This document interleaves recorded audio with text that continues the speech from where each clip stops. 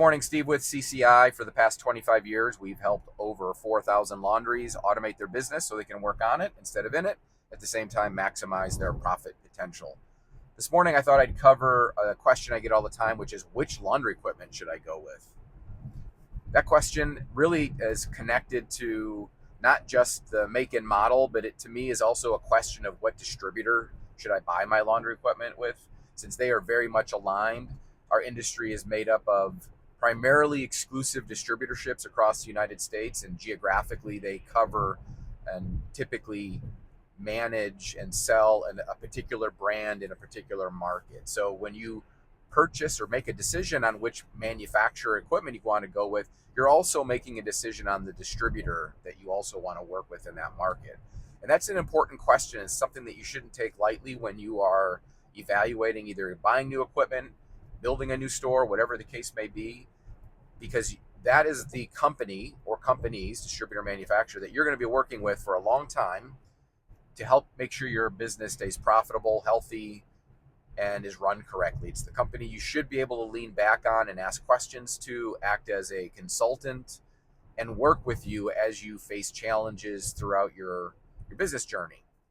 And so part of the answer that I give people is make sure you do business with somebody that you want to do business with, somebody that aligns with the type of business that you want to operate.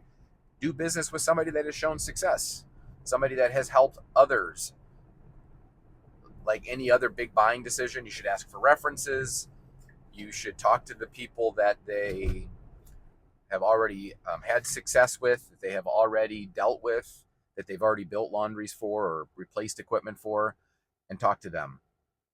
When it comes to the payment system, what you should be looking at is the controls on the machine, not so much the mechanics of the machine, but the interface on the machine, the part that the user interfaces with to start the machine, to pay for the cycle, make selections, and look at how that interfaces with the payment system side of things. And so I look more at that.